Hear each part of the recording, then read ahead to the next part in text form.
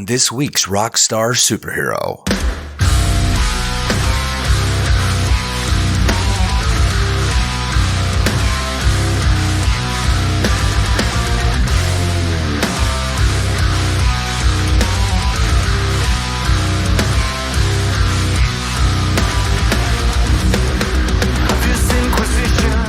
On the show today, I spoke to a guitarist whose band is coming up so fast that their legend in the progressive hard rock world seems assured. My chat today with Paul Visser from the extremely talented London-based trio Black Orchid Empire was an utter joy. When I was growing up, I struggled to find musicians like Paul because, well, they are very rare. He has his own voice, truly his own style and sound, and he's found two other incredible musicians who in turn have made Black Orchid Empire into a must-listen. I mean, you must listen to them now. You must buy their new record. They are truly special and they make guys like me very happy. You'll see. So, hold on, blessed ones, for this is the truth and the power behind the most surprising new band I've heard in years. This is Paul Visser of Black Orchid Empire, and this is your boy, Rob Leland, bringing you an all-new for 2023 Rockstar Superhero.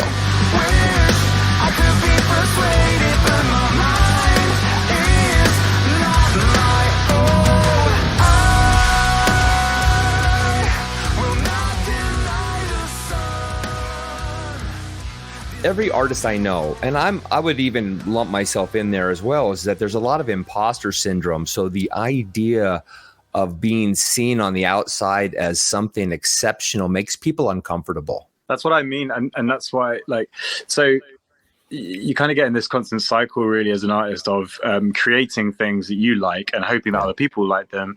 And then any kind of validation from outside is really positive, because what that does is it tells you you're not just completely mad, and it tells you that other people are seeing the things you hope they see. And it doesn't mean that you're some kind of self-centered arrogant bastard. He's like, I'm going to, everyone needs to see every single thing I create. It's more like, it's really gratifying to know that the thing you're doing that you feel good about, someone else feels good about as well. I remember being sent, we got sent a photo on Instagram of someone who had the semaphore artwork tattooed on them. And I was like, what the hell? That's the most amazing thing I've ever experienced, is that something we created. I drew that drawing. Wow. On the front cover, and then they had it tattooed, and I'm like, that's amazing. But also, not just as an artist, but as a record producer as well, and as a mix engineer especially, I find it imposter syndrome is kind of the thing that keeps you on your toes and keeps you performing at peak levels, because you're constantly doubting that you know what you're doing. Yeah. And that means you're constantly thirsty for more information, and you're not sitting there and going, I'm just nailing this is great. And I think I almost I'm getting very suspicious of people that don't have imposter syndrome, because that just means that they're basically completely comfortable that they know exactly what they're doing all the time, and that doesn't ring true for me. So yeah, I'm always one mixed note away from complete despair. Yeah, that's a great way to put it. One mixed note away from complete despair. You know what? I think everyone in the world has imposter syndrome. I think some people just really cover it well, and I think here's really what it is.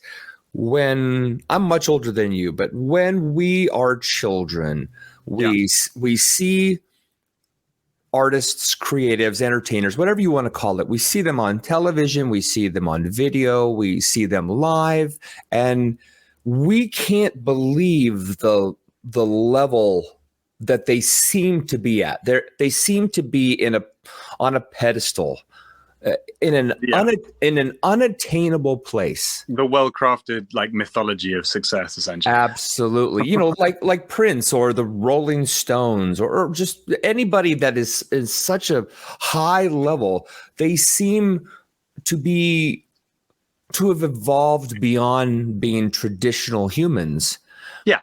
And so we can't possibly imagine that we too could be in that same place if we just put our heads down, focus on the thing we do best, and let our audience find us. That's true. And I think that way is full of hubris, isn't it? If you don't have that. So it's it's very hard to create art just for art's sake, but it's kind of the whole point. And when we see people doing that in a successful way, and in fact, it's kind of, I've kind of developed my thinking over this a lot over the years, but I just think that I've talked about this before, but being too kind of goal orientated is it's kind of a mistake. You have to be process orientated, and that way you enjoy the process of making a record, you enjoy the process of writing songs, you enjoy the process of talking about them, you enjoy all of those processes, and success comes as a byproduct of you being passionate about something that you enjoy, and other people can appreciate that passion. It doesn't, you cannot really set a goal and say, I will play Madison Square Garden, or I will have a #1 record, because most of that stuff is outside of your own control in so many different ways. But what isn't outside of your control is, I am going to write a riff that I truly passionately like. Yes. And then maybe, by doing that enough times, hopefully if it resonates with you, it's going to resonate with other people too. And I think that's the way artists who seem to be unstoppable powers, essentially, that's what they're doing correctly. They're just, Prince is just like this, he was like a weird kid that got locked in a room and was forced to do music and pretty much nothing else, and his output kind of shows how important that was for him. But I doubt that he ever really sat there and said, here are my goals and this is what I'm going to achieve with my life. It just sort of happened organically, and he was, I'm sure, a strange bag of introverted personality flaws in his own way. For sure. But that's how it works. And I think I try to be quite conscious of the process of kind of making art, because it's something I do all the time, and it's something that us in the band do all the time, not just on our own music, but we produce other people as well, and we work in loads of different collaborative ways with lots of different other people. And if you're not aware of those processes, then they can start to kind of run away from you, and you realize that you're just sort of seeking a goal rather than actually enjoying doing what you're doing. Yeah. Well, first of all, thank you for saying that, because you are spot on. What I've found personally, I'm a former musician as well, and I still am. Do you mean former? You mean like no one? Surely everyone's addicted to music for the rest of their lives, right? Whether they like it or yes. I guess when I say former, one, I'm trying not to talk about me as I do in every show, and two, I don't want to again take away what you're doing currently.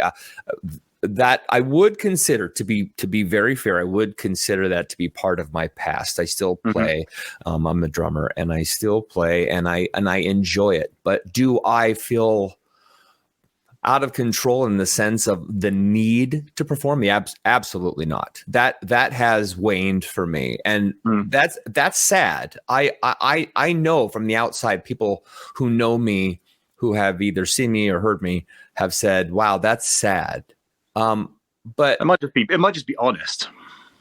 It might just be, and thank you for saying that. I really think it's not a phase.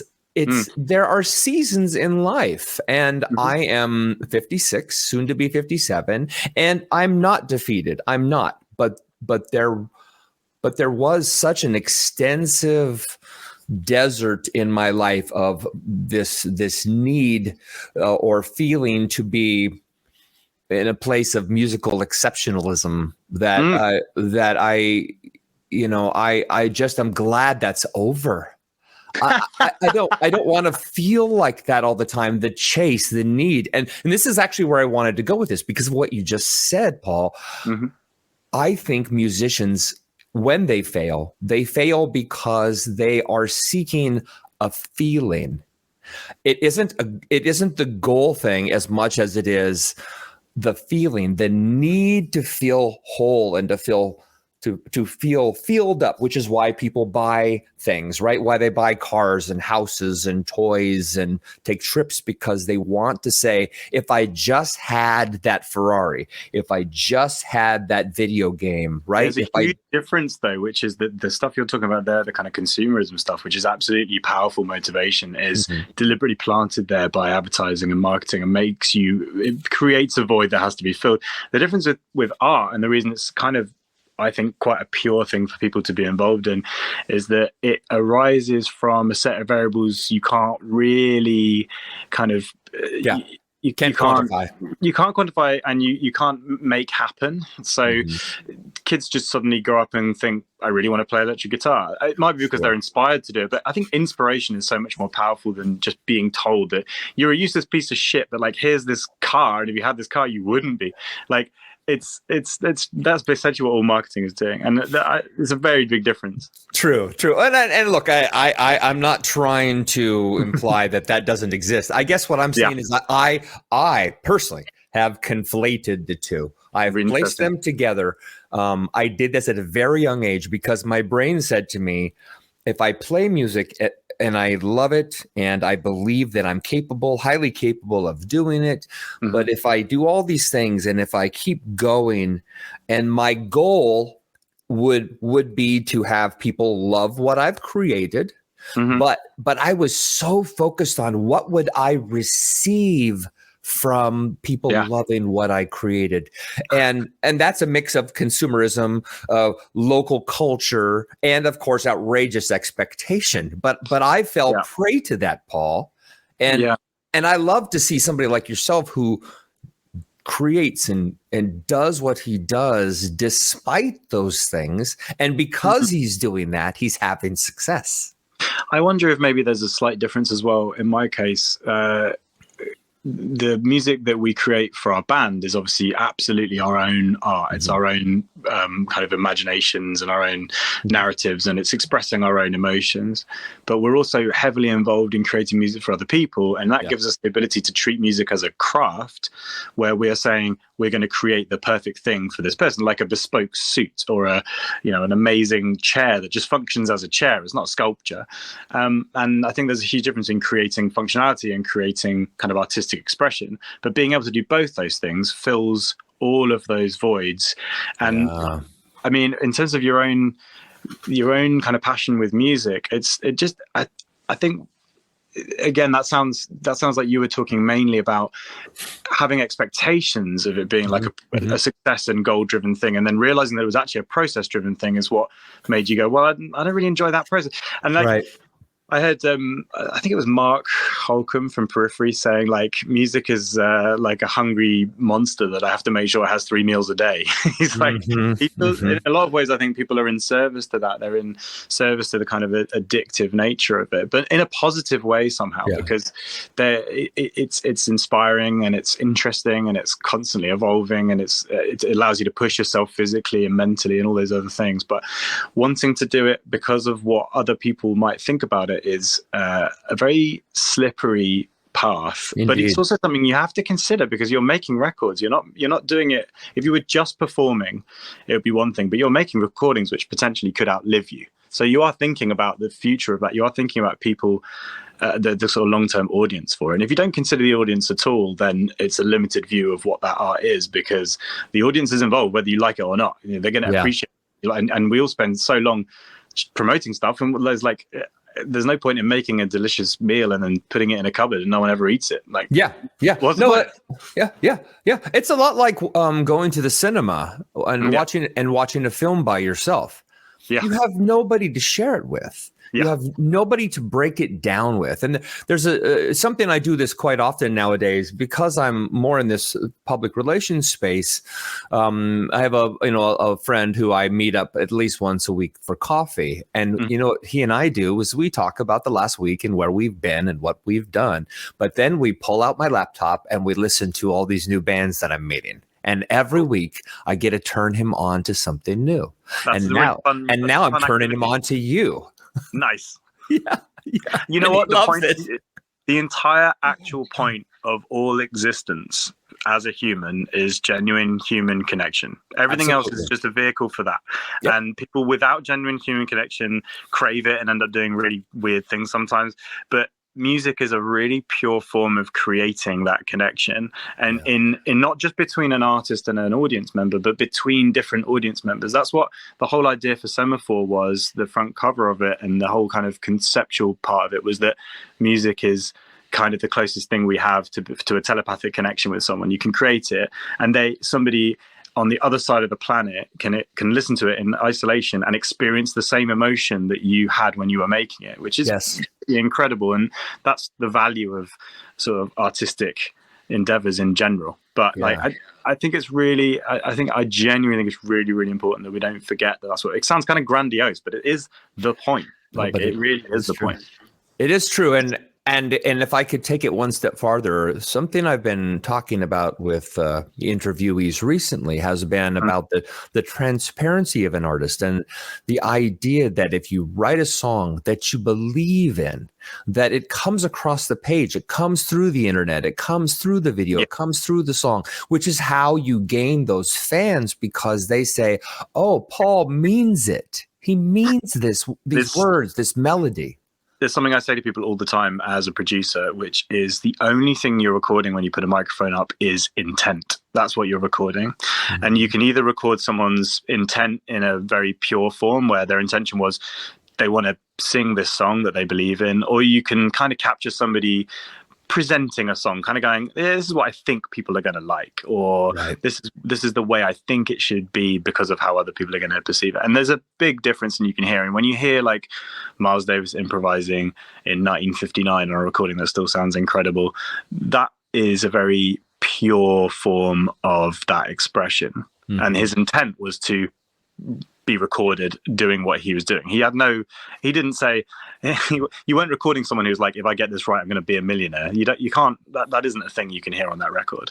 Right. And I think that's what you're talking about is the intention of an artist comes across. And that's why people can smell inauthenticity, even though it's actually really challenging to do so. And to be fair, a lot of acts are very good at feeling authentic, even when they're maybe not. But I don't think that's really a problem in its own way. It's a bit like saying I didn't really enjoy Transformers because Transformers aren't real. It's like, it was a big, crazy action film. It was loads of fun. Like, not everything has to be French art house cinema. Do you know what I mean? Like, That's right. It's okay. Something in the middle. Yeah. Well, I think a lot of it has to do, at least with my generation, was this idea that you were an artist until you got a deal, and then you were selling out. Well, you can't sell out all of a sudden playing for the man. You can't sell out if you never sell in. That's the other thing. So the whole idea of being extremely kind of punk DIY ethos and really having that kind of entire lifestyle, and then suddenly going, actually, I quite like loads of money. I totally understand where that inauthenticity comes from. Right. But when as long as you don't really have any, I don't know. It's like if someone says this is a live moment and it's not, that's weird. If someone says this is an honest thing and it's not, that's weird. But if someone says I'm just doing whatever I want, man, and if you like it, that's great. I think that's that. But you're right though, that I think what's happened in the last, I'm going to say 10 to 15 years really, is the power of social media has meant that our access to the inner workings of artists' lives have changed completely, and we're now expected, especially in the pop world, in a way that was never the way before, is we kind of expect to know those people intimately on an actual personal level. Like, and a pop artist can't do a song about a breakup when the people who follow them on Instagram know that they haven't been through a breakup. It's like, it's this. It gets quite strange because you're expected to be so authentic that there's no room for expression, and that's part of the reason that we have always, as a band, well, very recently for the current record and the previous one, have come up with sort of thematic devices that enable us to talk about completely made up narratives, in a way where we're still expressing things about the world and our own viewpoint, but it's nothing to do with us as individuals. It's to do with our kind of, so Tempus Veritas, the new record, is whereas Semaphore was sci-fi, this is hi-fi. It's historical fiction. So the idea is we found little pockets of bits of history, or what we've all as a society agreed is history, and invented some stories that happened from the point of view of the person in that moment. So the first song, Deny the Sun, which came out a couple of weeks ago, is written from the point of view of Pope Urban VIII, being told by his good friend Galileo that Galileo's done some sums and he's pretty certain the sun is in the middle, and how that made the Pope at the time feel. He had to somehow reconcile this information with his own beliefs and his knowledge that the kind of completely religious state at the time was not going to accept this, and just it's not set across a vast expanse of time. It's set in that 1 second where he got that information, and he's like having this kind of epiphany about it, and that means that you can be poetic and you can talk about all this crazy stuff, but it's rooted in something that is completely outside of our own personal experience, and we're just making it up. But it's cool to make up something that's based on an idea that everyone's sort of familiar with. It's kind of fun. Yeah. No, I love. Oh, so I'm going to be. This is going to sound so stupid, but I rarely. Pardon? Be my guest. Well, you're welcome. I rarely interview folks like yourself who have really thought this through. And again, it's not to blow smoke, but it's just merely to say that you've considered your options, and what you've chosen is to say, instead of representing myself in this, being the traditional young, angry, right, strike out at the world artist that so many are, and so many do very well, and so many, of course, come off as insincere.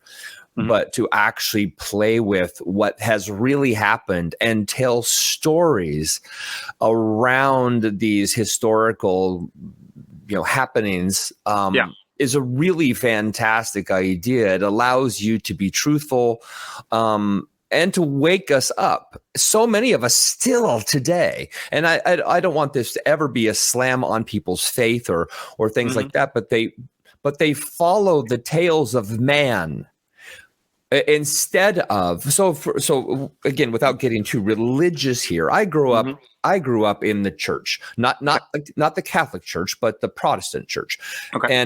And it's not a slam against either. It has nothing to do with anything, but I grew up that way. So therefore, sort of by default, I'm going to have certain beliefs, certain feelings about the church, certain things I like, certain things I dislike highly.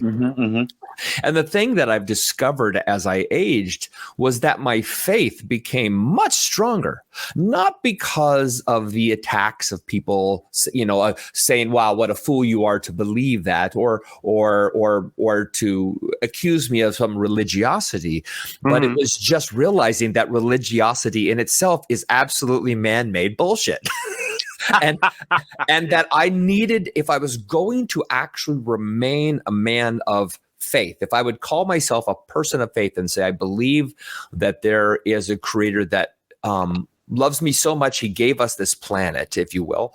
If I believe that, then I have to unfuck myself from what religion has done to me and to so many around me, to take that away. And I don't want to offend anyone in this process or talking about this, but I want people to know that humans, we can't help but get in the way of the better parts of anything. We could talk about recycling, and we still got to make it about ourselves. We can't stop doing that. So I love what you're saying. I guess that's all I wanted to say in my long-winded blabbery. It's very interesting. I love hearing people's kind of viewpoints on the world, that especially when they've had very different upbringings. But I think it's there is and I think music is a good tool for this as well, which is the getting out of the way of yourself thing. And when you're playing music live, especially, it is quite a transcendental experience. You're basically mindful of only the moment you're in right then, which is pretty much what everybody who's trying to do anything with any kind of religious belief is. Really, the nice parts about that are you can just revel in your own existence. That's the point. You don't have to worry about anything else that's going on. So, I mean, obviously the complexities of how that's actually put together in some sort of official system aside, it's kind of a positive thing to have some sort of way of escaping reality and just existing and just looking at a tree and thinking that's great. Right. And right. You can enjoy that. And the other reason that we have created these sort of playgrounds to work in is it enables us to work collaboratively, so we can pool our ideas. And it's not just about like one person's experience, because experiential based writing is totally fine, but it limits you to the kind of bottleneck of that. You're basically saying, this is what I've actually experienced in the world, this is what I think about it, and that's really valuable. But that's all. Once you're out of ideas, that's you done. And this is a bit different, because I don't think artists can help but talk about the world through their own lens, whatever they're doing, even if it's stream of consciousness. I mean, Kurt Cobain was just streaming words together, but what he did in his poetry ended up having resonance for people, and it had resonance for him, and he didn't really know what he was talking about half the time by all accounts. Right. But that wasn't the point. The point is he was saying stuff, and that was from his own point of view, which nothing else was possible. So in talking about, I don't know, the single that's about to come out is about Montezuma, the Mesoamerican emperor, who meets Hernan Cortez, the conquistador, and decides that he's probably a god, because they arrive in these amazing ships and stuff, and so they think he's probably the feathered serpent god Quetzalcoatl, and worship him as such. Until, and in our story, he sees him bleed and realizes that he must, after all, just be a human, and then fights him. Yes. So that song is about that, which is an insane thing to write a song about, really. But the point about that is it makes you think about what it means to be human, as opposed to elevated to the status of being an idol. And it means, what is it like to meet strangers from another place you've never experienced before? What does that revelation feel like? Show me that you bleed. Show me how you bleed. It's like it's such a sort of human basic thing. Yeah. So it's and we've all got experiences with things that are way less grand than that, but they're still based around the same ideas. We all interact with things we've never interacted with before at some point, and we all mistake things for things they're not at some point. So it's finding the human in the very, very big stuff. It's kind of what we're interested in doing. Yeah. It's so interesting, man. I love this. I love this so much. The last thing you said reminded me a lot of some of the as of yet unreached tribes in the Amazon, of which I think there are quite a number. And for anybody listening, there are videos on YouTube where you can watch where helicopters or drones have been flown over tribes, and they're a cross between terrified and angry that whatever this thing is in the sky, we must destroy it, but we can't reach it with our spears. And it's so fascinating, because those people are genuinely upset that they feel that they're being invaded, and yet they're terrified because they don't know what it is, they don't know what it means, and they don't know if it's aggressive, right, dangerous to them, or if it's just something curious. And again, why can't we just leave each other alone? I don't know, man. There's no question here, but yeah, I guess going back to the thing you said in the very beginning, music, us talking today, everything to do with the human experience ultimately boils down to, how do you and I connect?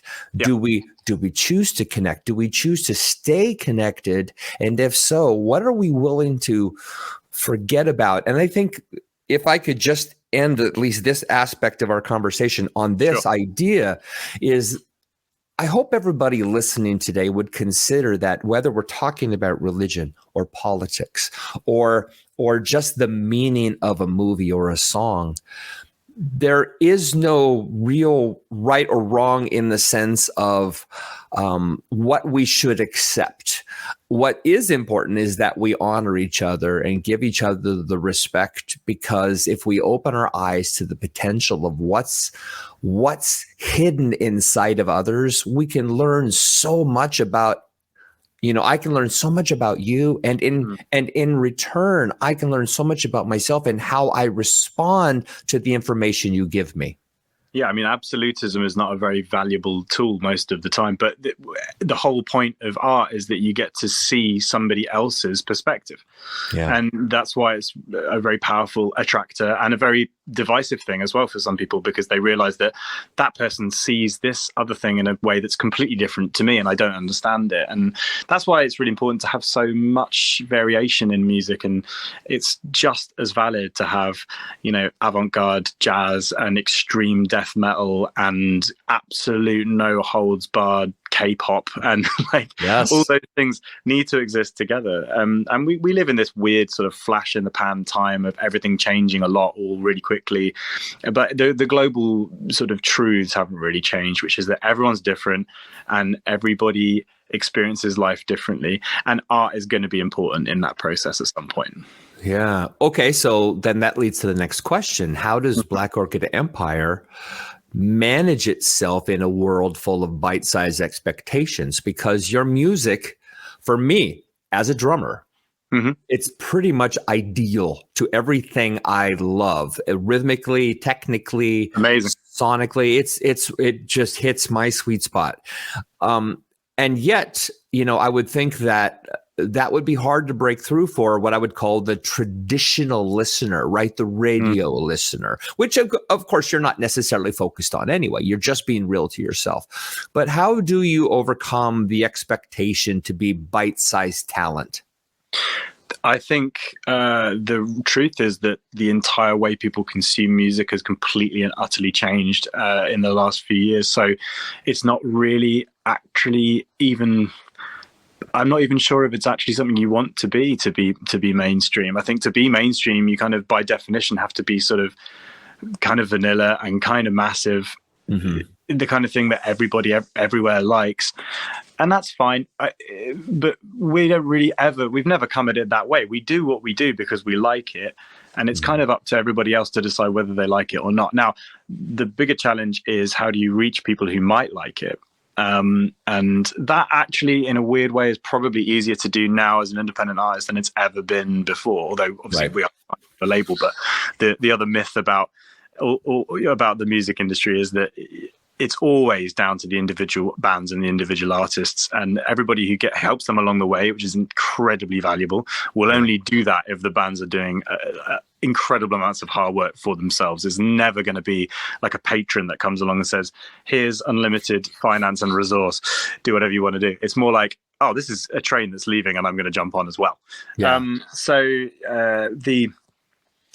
cool thing is that now if you are really into like Icelandic black metal, you can find it. If you are really into like some weird avant-garde type of music, you can find it.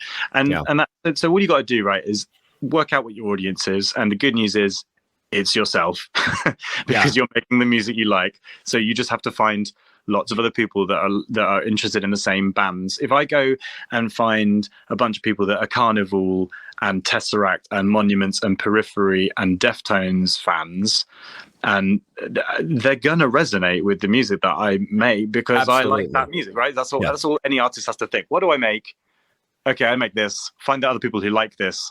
And then try and attack them with as much media as you can, and that's very difficult to do. It still requires a lot of expertise, and it requires budgets and all those other things. And labels are there to provide some of that, and that's how that works. But I don't know, man. I don't buy the whole. It was better when everything came through a really small funnel, and because it was really great time if you made a ton of money selling physical products, which labels did, and then therefore a few of the artists did make money from that as well. And in that kind of, I mean, I'm not that much younger than you. I was born in the early 80s, so I remember the time when we didn't have the internet and mobile phones and all that stuff, but I'm very fluent in it. So what happened then was that there was a very, very small shop window through which everything was pushed, and if you weren't like in the mainstream media somehow, so in if you weren't in magazines and you weren't in newspapers, you weren't on billboards, you weren't on TV, and you weren't on the radio, then nobody knew who you were. And I wonder how many Jimi Hendrixes we never found. I wonder, that's very interesting. Yeah, exactly. But it's true. There must be. It is true. I mean, I've often joked about it that, the bands that I was a part of, in my era, the late 70s, early 80s, early 90s would have potentially had a shot at least, with today's. But the thing is then you could argue that it would have been diluted by the 10 million other bands all doing the same thing. In other words, it still takes cream. You'd admit this, real, Paul. It still takes the cream to rise to the top. Something has to pop. It isn't. I'm sorry. I've got a slightly nicer way of putting that, which is there's unlimited room on the top shelf. Yeah. And that's wonderful. I got to write that down. But you saying that actually really makes me happy, because I think bands. So the thing about this show is the people that listen to this show are interested in listening to a little bit of everything. They want to be turned on to something new. They want to see the new independent film, basically. Yeah, exactly. Right. They're open to the idea. And then on top of that, because I tend to favor, heavier bands, whether it's post-hardcore, metalcore, whatever you want to call it, whatever core you want to list. Any of the cores. Yeah. Right. You fall into that somehow, kind of. Yeah. I don't remember where I was going with this, but you were talking about how the fact that if there's you can carve a niche yourself. Oh yeah. Get myself a. Yeah, I think what's really important is, again, going back to the truth of just being, and the beauty is things occur. And yeah, what your statement? How did you say it again? There's plenty of. I said, I'm on a trip to get a power cable on my phone, by the way. That's all right. I said that there is always infinite room on the top yes, shelf. Infinite room on the top shelf. And yeah, I think, artists are sort of famous for saying, yeah, come on up and join me. But the fact is so many people, maybe going back to that fear fear, just going back to fear, is saying, I don't know if I need the competition. Do you think that artists are genuinely in competition with each other? No, I don't think that at all. But I think human nature says that you believe you are. Meaning, like, we're taught through fear-based parenting that you better watch out, because if you don't keep going, if you don't hold on to that spot, somebody's going to take it from you. And when you grow up in a 3-channel world or a record label world where there were, bands like Led Zeppelin and and the Stones and Kiss, and you had to be epically huge or you weren't anything. It's really hard to believe that you can fit anywhere when you've been taught otherwise. I guess that's the scary part, would be thinking that you have to be at the top of the pile or there's no point in doing anything. So if you have to be selling out arena tours in order to even, consider it to be a living, then that obviously would be impossible. But the truth of it is that isn't really the case. And I'm not entirely sure that it ever really was. It wasn't. Rush proved it. Rush proved it, Paul. Rush, of all the bands, right? They went out on tour with everybody. They played 300 shows a year. They outworked everybody, playing a type of music that most people did not like, and that most people did not like Geddy's voice, hated Geddy's voice. Yeah. But they were willing to stick it out because they knew their audience, going back to what I said in the beginning, would find them, fall in love with them, and then 100%. Champion them. And here they are still, even after Neil's dead, they're still as epic and still as significant as ever. I mean, I've lost the video, by the way. I don't see you. Sorry, man. I'm back. I'm having a nightmare trying to get my phone to charge. No worries. I found a really good cable, and it looks like somebody has set it on fire. Like it's good. Perfect. The most disgusting thing. So Apple product. Really cool. There's always the exceptions, isn't there? There's always the band that are like, why? I mean, I remember like Mr. Bungle getting signed. Although I guess the Melvins. Yeah, I suppose Bungle only really got signed because it was if they wanted Faith No More, they had to take Bungle. Right. But if you think about that, they were a big band. Like, they would sell out big shows, and you're like, this is the weirdest music in the world. And the answer is that there's a lot of people who like really weird stuff. It's just that I think we're kind of told. Have you got a cable for me, Dave? Yeah. Can I get one?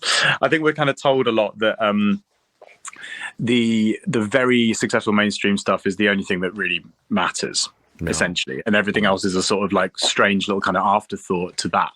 And that's the good thing about the internet kind of era of music, is that has been borne out to not be the case. And I'm constantly finding artists where I'm like, how have these people got a fan base of this size? And I've never heard of it, and it's like completely underground in some ways, but they've got like 500,000 monthly listeners. Yeah, which is fantastic. That's amazing. And it's always absolutely brilliant when anyone in the heavy music world makes any kind of dent. I think it's fantastic. Just all those band successes add up to the entire genre being more successful, which can't be a bad. Absolutely. Yeah. I mean, I could name drop them all day. My friends in Serling. Are you familiar with Serling? I'm not sure if I highly recommend you check out Serling. Okay. Serling. They are extreme math death. It's extreme math death. It's already amazing. It's amazing and awesome and terrifying. It sounds like I told Brandon it sounds like pigs have been inverted. I mean, it's inside out death math metal. It's insane. And it's for a moment. It's not for listening all the time, but it's something to say like, wow, okay, those guys mean it. Yeah, like in the same way as like Dillinger Escape Plan or one of those kind of bands where it's like they're incredible. And do you want that all the time? Probably not. But no. I mean, this is like, I don't want like Ghost Chilies in my morning cornflakes, but like you got to have some things for sometimes and some things for others. But I just think it's fantastic that there's so much range and variation available. Yeah. And it's never been easier in a lot of ways to find that weird little pocket of strange people that like what you do. Right.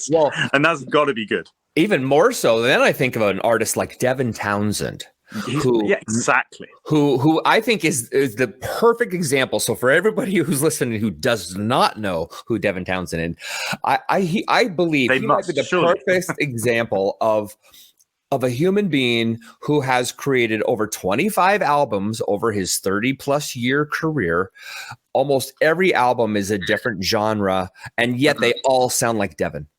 That's because it's all coming from him, and it's honest, and it's his intent, and that's what we were talking about earlier. That's the point. He's the glue that makes that happen, and he could release any kind of genre, and it will work, and he does, and he blends them all as well. And he's a bit of a monster.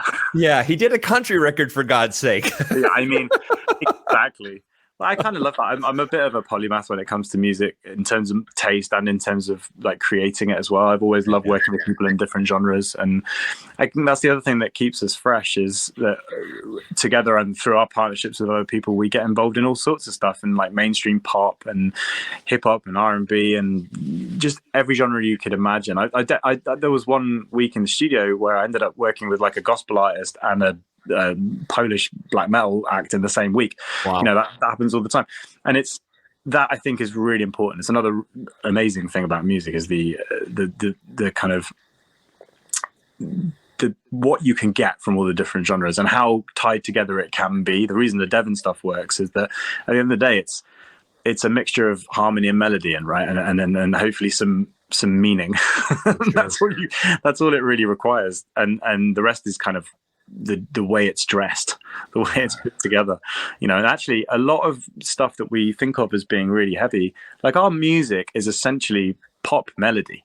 It's Absolutely. Very melodic, and I'm not like a scream vocalist, and we've never really done that kind of stuff, but the riffs can be just as heavy as you might find in like bands with purely scream vocals, but the vocals in our stuff are always going to be melodic, and we just love melody. That's never not going to be a part of what we do. But I think there's a really interesting kind of junction point between those two things, and that's what we are always trying to explore.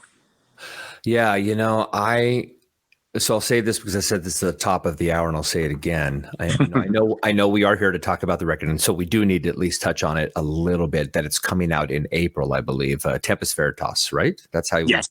Okay. April 14th. Okay, April 14th. So you know the new single is out. Deny the Sun. You have another new single coming soon, as is the way the business works nowadays with the release of singles, and then eventually an album.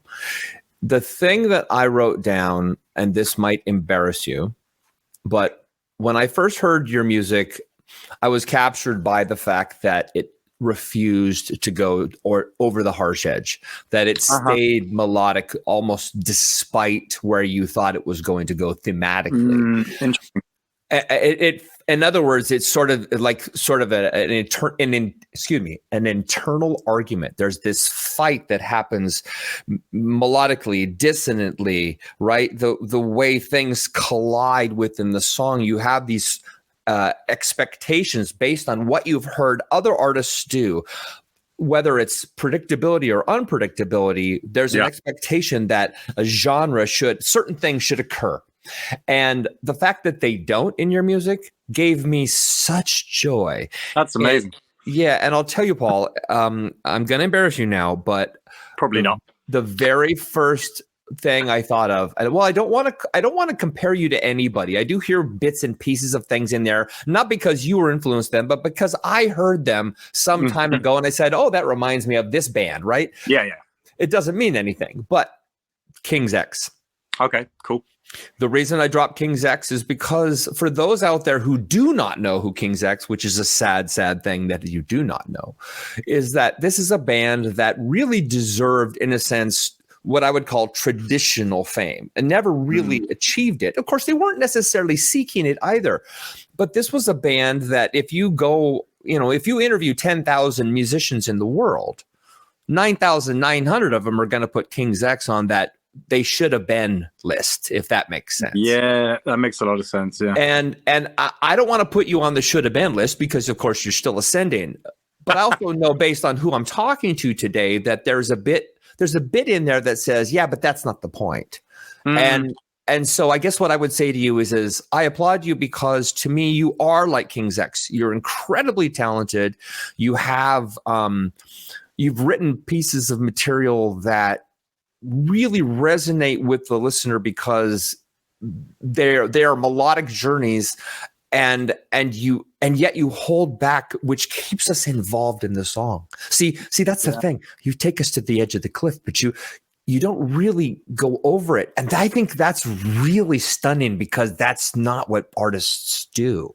I wonder how many times you could get away with constantly just jumping over the cliff, right? They'd be it gets a bit banal after a while. Well, I guess it does. Like a horror film that just constantly shows you the most gory stuff all the time.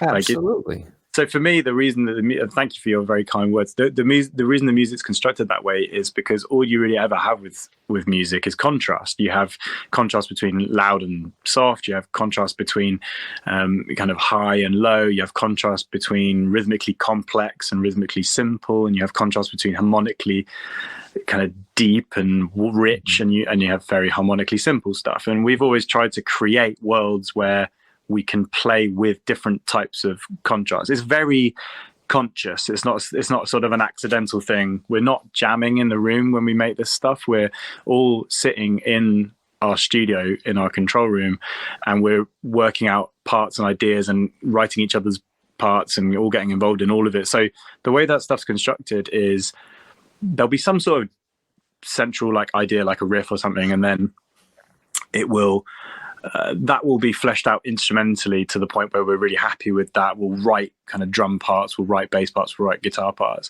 and then we'll write together. We write a melody that's like, and we'll take a pass at it, and then we'll tweak it, and we'll draft it, and we'll really think about how can this melody move to be like the punchiest and the most memorable and the most sort of interesting, and do we need to change the chords now that we've started to think about this and all those other things. Right. And then after all of that, we'll have our concept, and then we'll come up with our lyrical stuff to fit that.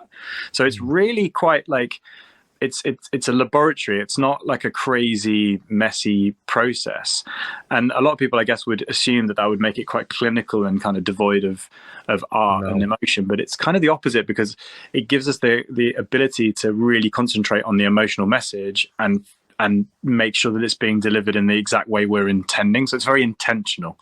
So I think I guess that's possibly where you're getting that feeling from, is that the obvious thing to do is what a lot of people do because they're doing it in the spur of the moment, and it never really gets questioned. But like, our lives are all about tearing songs apart and rebuilding them and making them cooler in other genres and with other artists and with other people.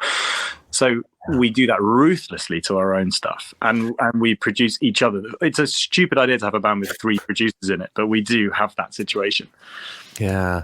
I don't know if it's stupid. I mean, it certainly works, but it also makes it tremendously difficult to create anything when you have so many chiefs and no Indians, if you will. Yeah, but the division of, because none of us are functioning with any sense of ego whatsoever, only worshipping the song, if you like, that then it's easy, because if someone says I don't like what you've done, that's one thing. But if someone says I don't think that's an effective way of serving the functionality that it needs in that moment in the song, then that's a different thing, and you don't have to get annoyed about that. If someone's like, I love this, but this melody feels more like a pre-chorus melody than a chorus melody. Right. Cool. Yeah, and those are the conversations you can always have. And to be honest with you, it's so easy for the three of us to work like that because we've been working together for so long that we don't even think about it anymore. And I can't remember a single time that anyone's ever had like a proper disagreement with, concerning a part. It's really straightforward. Yeah. Well, I mean, even listening to Deny the Sun, I mean, obviously you've made a lot of leaps and bounds over the years that you've evolved as a band.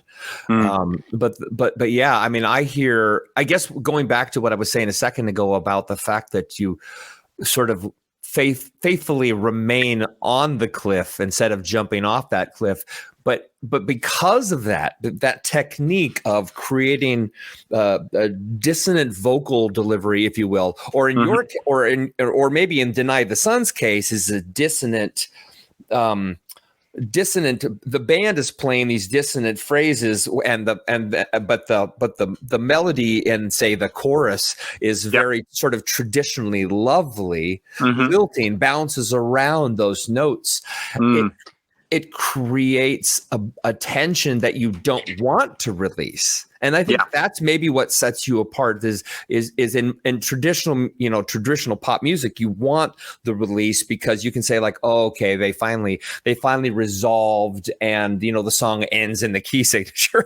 But you're not doing that. You're holding on and keeping us, you're edging us, keeping us there. Pretty much. I mean, but I still feel like that chorus has got a huge kind of relief. It does. But what's interesting is that it's the intro riff. That is the chorus riff. There isn't like another section. Some of our songs don't work like that at all. And the next one, for example, is I was about to say it's a more traditional arrangement. It starts with a chorus, and then you get a verse, a pre-chorus, a chorus, and then it just goes off somewhere and pisses about loads. So you end up with like a middle section, which is we really love, and then it goes into a really crazy riff, which is in a time signature none of us quite understand properly, and then it goes back into the chorus again. So you do get we do play with that like established thing, and then get like a proper satisfying return to that kind of homeland again. But in Deny the Sun, it doesn't quite work like that, and I guess it's interesting because I've never thought about consciously doing what you're talking about, but I think it must be what we're doing without really ever discussing it, which is there's a sort of build up, massive big smash thing that is like the obvious thing to do. And I guess it's epitomized by the kind of like the generic metalcore thing of here's a kind of fast, complicated riff, and then the chorus is going to go to this big, expansive halftime moment. Right. Then we're going to go back to this sort of reversey riff, and then there's going to be like a big breakdown. You got to have the breakdown. And then there's going to be that, and that sort of formula has never really appealed to us. And we don't really make music with the idea of like, how is the mosh pit going to react to this? How's it going to be like? Sure. It's more like I'd rather people were just found like the song was rattling around in their heads several days after listening to it, and they found themselves humming the melody. That's kind of what I want. That's the success for me, musically speaking. Right. And just riffs that like are kind of stinky. Like I really, there's quite a few riffs on here where it is pretty gross. Stinky is a great way to put it, Paul. Yeah, there's one song on the album you have to look out for it, because I don't think it's going to be one of the singles, called Weakness, and it's the most like. The main riff is wonky, so as a drummer, you'll probably appreciate it's got a horrible drop beat in it that's really confusing, but it still flows. Our rule, by the way, for weird time signature stuff is that as long as you don't end up nodding up, it's okay. Oh, right, the 7/16 sort of thing. Yeah, so it's like we've got a lot of stuff where we feel more comfortable writing in 13/8 than we do in 4/4. But so I was going to say is that particular song, Weakness, has the most sort of, it's kind of a wonky verse, and the chorus is unashamedly, it's like kind of Dance Gavin Dance, like really like very poppy. Yeah. But then you get two of those, and then the end of the song is just a disgusting breakdown for the entire rest of the song. You never get the chorus again. So it's those things like you can have those moments you're like, oh, I'm totally understanding this. This is a really simple like pop structure. It's really memorable and really hooky. But then if we do that, we're going to make sure that halfway through that we completely destroy it, and then you do something completely different. And that's the closest we do come to going off the cliff. You'll have to look out for that. Yeah. Well, I'm going to be begging somebody to privately send that to me, if you know what I'm saying. I'll see what I can do. Yeah. I want to be checking that out with my buddy. Yeah. Look, before I let you go, thank you so much for being a part of this today. I've really enjoyed this. You're something else. I want to know where you come from in the sense of what forms you. I think what makes me most interested about musicians in general, you listen to their songs and you say, wow, okay, that's fantastic. How did they create that? And then you think about, okay, well, it's a band, so you've got all this input, but in a lot of times, it doesn't matter how much input you might have from the band. The fact is you came from somewhere and somebody had to teach you how to play, or you had to at least, of course, learn how to play. You had to have something spark you. But I think the keys to all of this are, how were you raised? What were the moments of impetus in your life where you said, that's something I wanted? Or how did a parent influence you, or an aunt or uncle or friend, a neighbor, a pastor? How do you have people impact your life and get Paul Visser to turn into the guy I'm talking to? How does that happen? I doubt it's only one person. It's the sum of all the parts. But yeah, so sure. My dad is a jazz saxophone player. There you go. When I was a little kid, that was what I was kind of surrounded with. My mum plays the oboe and the piano. There's loads of music in our house. They later got divorced. My stepdad is a fantastic blues guitarist. Wow. I started playing piano when I was about 5 and got like solid kind of grade 2 on piano, and then abandoned it because it was just doing grades. I think the day that I passed an exam and then the next lesson was all about the next exam straight away, I was like, no. So I gave that up. And then my dad got me a guitar when I was 10, and my bright red electric guitar. I was like, yes. And the first lesson that I had, my teacher said, what song do you want to learn? And I was like, what do you mean? Like, are we going to do scales? And he was like, no. Well, what song do you want to learn? And then that was that. I was like, okay, great. Yeah. Now it's an instrument that is about expressing something rather than just like learning how to be in a recital. So that's that. And then at about that age, at about 10, my dad built a recording studio in our house. So I've been making records since I was 10 years old. My God. So we've literally, my brother's a musician and a producer as well. He's a drummer. And we both just used to spend endless amounts of time, recording stuff and making up songs with our mates and other people in our family, and kind of been doing that a lot. Got all the way through to kind of university. I think probably in my first year of university, I was in a band, and Billy was the producer for that band. And so I spent quite a long time convincing him to start a new band with me. And this is in like 2003. That's how long we've been working together. Wow. I convinced him to do that against his will, and he kept giving me different tasks to do, like, all right, but you need to go and learn to sing. So I was like, all right, cool, I'll go and do that. And went and took vocal lessons like in my early 20s and decided to treat that like an instrument. And that was the first band that we put together. It was called Cape Fear, and Dave ended up joining that band in like 2008. Wow. And then when that kind of had another lineup change and it went a bit weird, the three of us started jamming loads of stuff, and we were like, this is a whole different project. There was a friend of ours that kind of suggested actually we'd ended up making a new thing, and we were like, oh, that's a good point. So we completely threw everything we had for that band away and just started Black Orchid Empire from scratch. Wow. In I think about 2011 2012, and then decided to get our own studio in 2014. So I was made redundant from a job I was doing 3 weeks before my first kid was born, and then we set up the studio about 3 or 4 weeks after that, and we've been trying to make that work ever since. Wow. Which we're managing to do. So a bit of a weird melting pot, but like pretty obvious, like massive exposure to loads of really cool music from a really young age. Like I was brought up on like Weather Report and Miles Davis and Awesome. just amazing stuff. And then like Led Zeppelin and actually like Pink Floyd, like one of the most important things. And then stuff like Radiohead and Skunk Anansie, who we ended up getting to play with. And I know that was we're now sort of friends with, and that was a really bizarre experience, but absolutely amazing.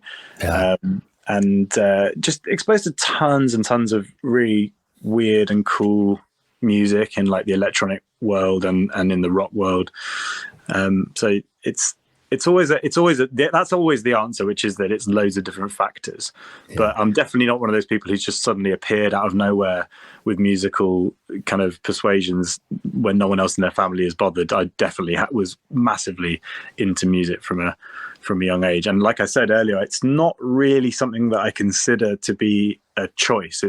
I'm absolutely hopelessly addicted to it. And I get really, really upset if I don't get to do it. So it makes sense to try and make it a full-time focus. Well, I mean, it's in your DNA, literally. And obviously, your love and your passion, like they say, I say this every show now, but passion means to suffer. And it's worth suffering for, because it's something, this has allowed you, I'll end with this, but this has allowed you to create a legacy. It doesn't have to be that BS legacy that we're told we're supposed to have, the big $1 million retirement when you're a certain age and all these other things, and you're going to leave 40 acres of land to your grandchildren. No, this is about right. This is a legacy of creativity, of music, of reaching and touching the insides, the souls of those listeners. And I love the fact that we live in an era where our great grandchildren, who will have never met us, will be able to hear what we've created, and will be able to say, wow, they're even talking about me. Yeah, it's really crazy. I mean, to be honest with you, I feel like any sense of that has been fulfilled with that one person that felt compelled to tattoo artwork on themselves. Yeah, so, you know what I mean? That's all it takes, is that one connection, and then it's all worth it, because the motivation was never for that in the first place. And obviously, when you play in front of a few thousand people and they are singing your stuff, it's an incredible experience. But that's the fulfillment. It doesn't have to be huge. It just has to be another human being connected over this music, and that's worth it.